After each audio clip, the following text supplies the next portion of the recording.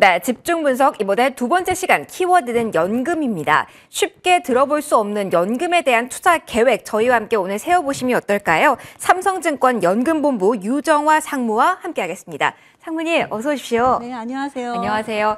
사실은 저희가 연금하면 막연하게만 생각해서 투자 아이디어를 잘 갖지 못했는데 오늘 좋은 말씀 부탁드리겠습니다. 네. 일단은 미래의 자금이잖아요. 사실은 연금이. 연금을 어떻게 정의하면 좋을까요? 일단 키워드로 좀 설명을 해주신다면 어떤 매력이 있는 게 연금일까요? 미래를 대비하는 나의 주머니? 네. 예. 이런 정도 컨셉이면 쉽게 이해하실 수 있을 것 같습니다. 네. 그러면 연금도 투자라고 봐야 되나요? 네, 과거에는 네. 이제 금리가 좀 높았을 때에는 이제 은행이나 보험이나 좀 안정적인 이제 예금 위주의 연금을 이제 정립을 해 오셨다면, 코로나19로 촉발된 이 저금리 상황이 주식시장에서 동학개미다, 서학개미다, 주식시장의 그 투자 자금이 머니무브 현상이 있듯이 연금 자산에서도 그 투자로 이동하는 그런 머니무브 현상이 일어나고 있습니다. 그러면은 증권 시장을 활용한 노후 자금을 예비하는 그 금액대가 늘어나고 있다, 예, 이렇게 볼 수 맞습니다. 있을까요? 네네. 그러면은 어떻게 연금 투자를 해야지, 사실은 연금은 안정적 투자잖아요. 네네, 그럼 맞습니다. 안정적 투자하면서 만족할 만한 수익을 거둘 수 있을지 좀 이에 대해서 설명을 좀 해주신다면요. 네. 먼저 과연 얼마나 좀 퇴직연금에서 이렇게 머니무브 현상이 있는지 한번 좀 살펴보겠습니다. 네네. 네. 차트에서 좀 보시는 대로 연금 시장에서도 지금 돈이 움직이고 있는데요. 지난 19년 말 대비 21년 말을 보시면 증권회사의 퇴직연금에서의 그 증권회사 점유율이 좀 높아지고 있습니다. 또 개인형 연금으로 얘기할 수 있는 IRP와 연금저축 등에서도 증권회사의 적립금이 좀 가파르게 상승하고 있는 것을 보실 수가 있습니다. 그래서 이렇게 투자 자산으로 이제 연금 시장도 자금이 옮기고 있는데요. 연금은 우리 사회자님께서도 말씀해 주셨듯이 굉장히 소중한 자금이고, 그렇죠. 네, 또 지금 일해서 수입이 생기시는 시기에는 굉장히 캐시플로우가 발생하지만 막상 소득이 없을 때에는 또 모아놓는 자금, 소득이 없을 때를 대비해서 모아놓는 자금이라서 더 소중할 것 같습니다. 근데 곰곰이 또 생각을 해보시면 이 투자의 원칙이 결국 장기 투자, 분산 투자인데요. 연금은 이를 잘 실현할 수 있는 굉장히 좋은 자산 관리의 툴입니다. 왜냐하면 연금은 장기적으로 가져갈 수밖에 없고 또 매년 또는 매월 이렇게 쌓아가는 그런 형태이기 때문에 투자 시점이 분산되고 또 다양한 자산군으로 글로벌한 분산 투자가 가능하기 때문입니다. 그러면은 연금에 투자를 한다고 한다면 리스크를 최소화할 수 있기 때문에 분산 투자하고 장기 투자한다. 이 점에 있어서 손실 위험도 많이 감소하게 되는 걸까요? 저희가 S&P 지수, 미국 S&P 지수나 코스피 지수의 과거 데이터를 가지고 한번 시뮬레이션을 해봤는데 1년 투자했을 때는 최대로 수익 날 때랑 최소 수익 날 때가 차이가 크지만 1년, 5년, 또 10년, 15년 이렇게 길게 투자를 한 경우를 시뮬레이션 해보면 장기로 투자할수록 수익률의 변동성과 손실 가능성이 줄어듦을 알 수 있습니다. 그래서 정말 장기 투자가 중요합니다. 네. 그러면 장기 투자가 중요하다고 하면은 조금 빨리 시작하는 게 답이 될까요? 어떤 시기에 연금 투자를 시작하는 게 좋다라고 보시는지도 궁금하네요.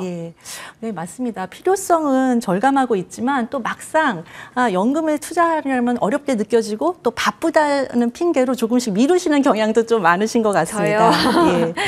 연금 자산 관리에서 투자의 적기는 따로 있는 게 아니라 하루라도 빨리 시작하시는 것이 맞습니다. 왜냐하면 바로 좀 전에 말씀드렸듯이 장기 투자가 변동성을 극복하는 가장 좋은 방법이기 때문에 그렇습니다. 네.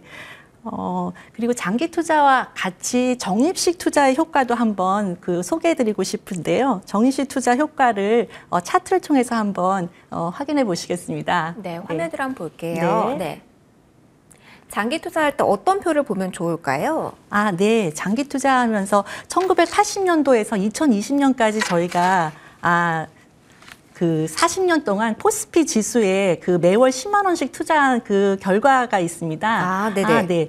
누적 그 투자 원금 대비 40년 동안 투자하고 나서는 원금이 한 9배 정도에 이릅니다. 예, 물론 아시다시피 네. 과거 투자의 성과가 미래의 수익을 보장하지는 않지만요. 네. 어차피 연금 투자가 그 길게 보고 노후를 대비한다면 사회 초년생들이나 20, 30대 우리 그 MZ 세대들이 매월 적립식으로 연금 투자를 시작하여 꾸준히 은퇴 시점까지 지속한다면 장기 또 적립식 투자의 효과를 보실 수 있을 것 같습니다. 제가 화면에서 키워드로 본 게 네. IRP라는 키워드였던 네네. 것 같은데요. 이것도 모두 가입이 가능한 건가요? 네. IRP와 연금저축 장표, 연금저축을 한번 고려해 보실 수가 있는데요. 네네. IRP는 이제 소득이 있는 취업하신 분들, 자영업자, 근로소득자 또는 뭐 군인, 공무원 이런 분들이 네. 가입이 가능하시고 이제 개인연금저축은 조건 없이 개설이 가능합니다. 네, 또 그리고 계좌별로 세액공제 받으시는 공제 한도를 한번 확인해 보셔야 되고 또 IRP는 전체 자산의 70%까지 위험자산 투자가 가능하고 연금저축은 그러한 제한이 없는 점도 두 가지의 어떤 그 연금 자산에 투자하는 그 상품을 고려하실 포인트입니다. 결국은 연금 투자라고는 하지만 개인 투자 성향에 따라 좀 세분화가 된다라고도 볼 수가 있을 것 같은데 계인 투자 성향별로 봤을 때 이 포트폴리오를 수정하는 것도 가능한가요? 예, 맞습니다. 계좌를 개설하시고 이 투자를 시작하실 때 본인의 투자 성향을 파악하시는 것이 정말로 중요합니다. 투자 성향은 투자 위험, 즉 자산의 변동성을 어느 만큼 수용하실 수 있느냐, 흔히 말하는 그 리스크 테이킹의 정도를 네. 가늠하는 척도이기도 한데요. 이제 화면에서 보시는 바와 같이 자산 그 투자 성향별로 안정 상품, 또 중립 상품, 또 위험 자산 상품에 이렇게 비중을 달리하실 수가 있고, 또 저희가 한번 예시로 투자 성향 초저위험, 중위험, 그리고 고위험 성향별로 포트폴리오를 좀 예시를 해봤습니다. 안정형인 원리금 보장형과 또 실적 배당 상품의 비율을 이렇게 달리해서 분산 투자를 네. 하시는 포트폴리오입니다. 이제 고위험으로 가실수록 실적 배당형의 비중이 높아지고 만일 적극적인 투자를 선호하신다면 고위험 투자 포트폴리오를 선택하셔서 좀 예상되는 기대 수익률을 좀 높이실 수가 있습니다. 예. 이게 그림이 작아서 잘 보이지는 않는데 네. 어찌됐건 뭐 주식이 조금 리스크 테이킹이라고 그렇죠. 한다면 예. 채권 비중이 더 높다는 것은 조금 리스크를 좀 낮게 네, 좀 맞습니다. 안정적으로 가져가는 네. 이 채권과 주식 간의 비율로 일단 보시면 네, 될 것 네. 같은데 사실은 전 이 키워드를 봤을 때 가장 먼저 떠오르는 게 요즘 핫한 TDF. 네, 기사가 맞습니다. 좀 많이 나서 저도 네. 이 부분을 좀 들어보고 싶어요. 네. 이 TDF 같은 경우는 세부적으로 제가 연금 목표를 설정해서 갈 수 있는 네, 상품인 맞습니다. 건가요? 네. 바로 이렇게 글로벌 분산 투자와 장기 투자를 좀 쉽게 접근할 수 있게끔 해주는 이제 연금의 대표 상품이 TDF인데요. 네. TDF는 타겟 데이트 펀드의 줄임말입니다. 여기서 타겟 데이트는 이제 은퇴 시점을 말합니다. TDF는 내가 대략 몇 년에 은퇴할지 정하면 펀드가 알아서 주식과 채권의 투자 비중을 조정해 주는데요.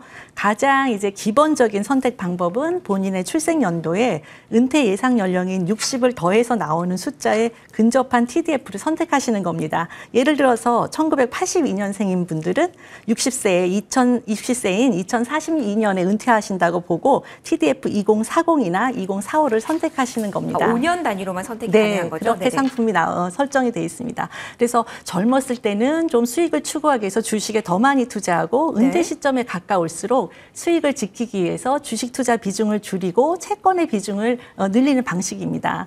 이렇게 주식 채권의 비중을 조절이 되고 또 글로벌 전체적인 자산에 그 분산해서 잘 투자되고 있는 상품입니다.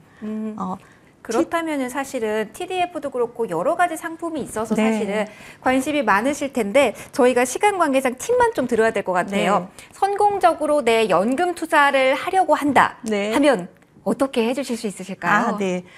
TDF를 투자를 이제 선택하시는 게 좋을 것 같고요. 또 본인의 위험 성향에 따라서 조금 더 안정적인 성향을 원하신다 그러면 TDF 숫자의 좀 작은 쪽, 그러니까 즉 채권 비중이 좀 높은 쪽을 선택하시고 좀 그거보다는 적극적인 투자 성향이 필요하다 하시면 TDF의 숫자의 좀 높은 쪽을 선택하시는 게 좋을 것 같습니다. 성향에 따라서 연금 투자도 해보자라는 팁 주셨습니다. 그리고 이제 마지막으로 요새 금융기관별로 이런 이제 고민과 연금에 대한 관리를 잘 어드바이저리 해주는 여러 가지 또 서비스들도 있습니다. 그래서 연금에 대한 로보 어드바이저리 서비스가 있어서 그런 것들도 활용해 보시면 좋을 것 같습니다. 지금까지 삼성증권 연금본부 유정아 상무와 함께 하셨습니다. 인사드릴게요. 고맙습니다. 감사합니다. 네.